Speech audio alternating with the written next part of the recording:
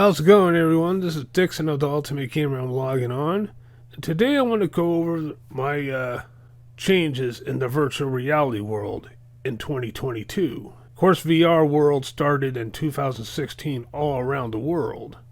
Of course, my virtual reality journey started in 2018 when I bought the HTC Vive, the first model, then later got an upgraded version to the HTC Vive Pro. Which those headsets did work quite well for me for the time. I was pretty shocked on how VR world is compared to the standard game world. Yeah, I've been pretty much trying to clear out make up as much room as I can so I can put the motion sensors in one corner to the other one since my room is a little complex. Even though I didn't have quite a huge space to do everything, so I had to kind of try to move as much shit out of the way as I can. Of course, the drawback from day one was the wires. We had to put up with the wires in the back of the VR headset when it's hooked to the computer. Of course, computers also required powerful graphics cards, which at first I actually had my Alienware Alpha R2 with the graphic card amplifier, so I can hook the VR headset up to that. Then the year later, I actually gotten a more powerful Alienware Aurora, I think it's R9 or R8 computer that has a much more powerful graphics card. That's the computer I'm using now. So that was working out quite well for me. A few years ago, the Oculus Quest 2 came out, which is known as Meta Quest 2. Stupid Facebook changes. Well, that device came out, and that actually offered a lot more for its value, for a cheaper cost, and wireless free. Plus, it also has a built-in memory where you can purchase downloadable games from the Quest store and play them without using your computer. Or you can actually hook it up to the computer and play games from the Steam VR or from the Vive port, which requires a link cable or an AirLink cable, which AirLink is pretty much the wireless way to do it. A few years ago, I also chose to upgrade my HTC Vive by adding HTC Vive wireless adapter for it, which was about $300 or $350, and it was overpriced for what it had to offer because, one, the price itself, majority of the HTC Vive stuff is quite expensive and sometimes overpriced when you come to think of it. I mean, especially with this little device where they fucked up big time. You actually need an SLI slot on your computer in order to hook up the wireless adapter to the headset and to the computer. And two, you also need to have this battery pack with you right in the back of your pocket, and you have to have this wire attached to the adapter. Boy, that was a pain, because sometimes when I play the game, I accidentally hit the wire. Sometimes the wire gets in the way, and sometimes the adapter itself doesn't always run properly. And boy, that was definitely a red flag on their behalf. And the worst part about it is, I chose that one over the Oculus Quest 2 at the time. I mean, getting that headset over that device. That was an idiot move, but then again, I'm no fan of Mark Zuckerberg either, because Facebook runs Oculus or Meta. And of course, back then you have to have a Facebook account in order to log in to play Oculus Quest 2. But the good news is nowadays they did away with that, so you don't even have to have a Facebook account in order to log in. So that's good. At least there's good news for that.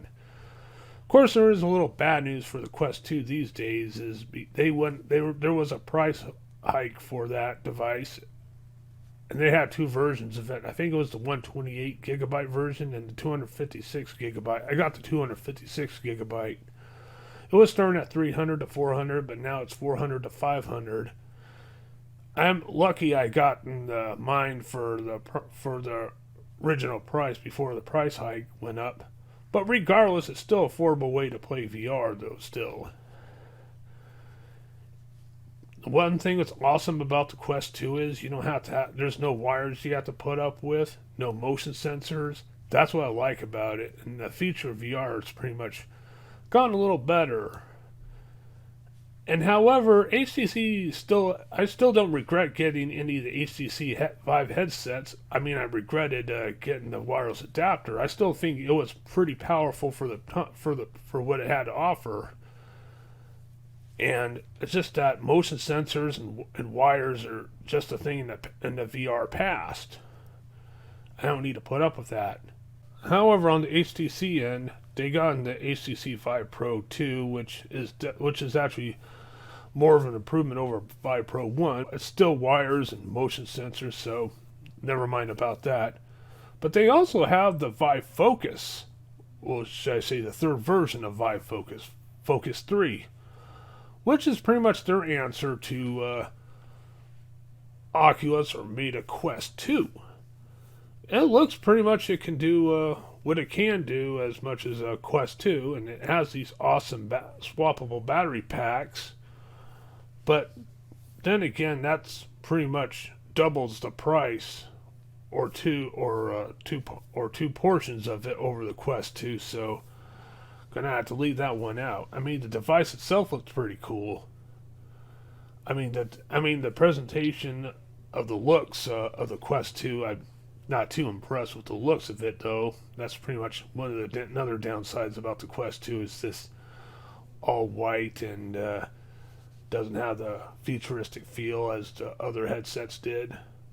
But it has a lot more to offer from the inside, at least.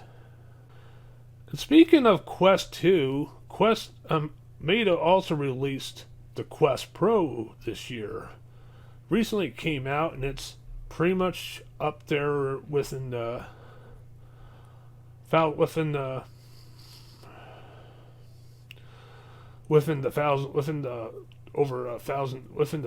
to $1,500 range. But it looks pretty cool so far, and I might look into it one day. And when it comes to playing Steam VR games or Viveport games through the Quest 2, no matter if you have a link cable or doing the AirLink, which requires a powerful internet speed and modem or router, I mean, they may not run as perfect as the other headsets, but they do run for what they can. But they do pack a punch in for the device, though, for the Quest 2 device at least. And of course, to run either Steam VR or Viveport is you have to have a virtual desktop, which I actually got connected to those, and I still had a blast to get into, except I had to get a little bit more used to the Quest 2 controls since I was more used to the Vive controllers. It took me a little bit to get used to. But when it comes to virtual reality anymore, I would have to say wires and motion sensors are a thing in the past for me, or a thing in the VR past for me, because they're actually quite a hassle, especially nowadays anymore. I mean, they did what they had to do back then, but nowadays VR technology is pretty much improving, so. But we can also we can at least still enjoy the early games in the current headsets, though. Anyway, that's all I gotta say about my virtual reality world experience in 2022. Thank you all very much for listening. This is Dixon of the Ultimate Game Room logging off.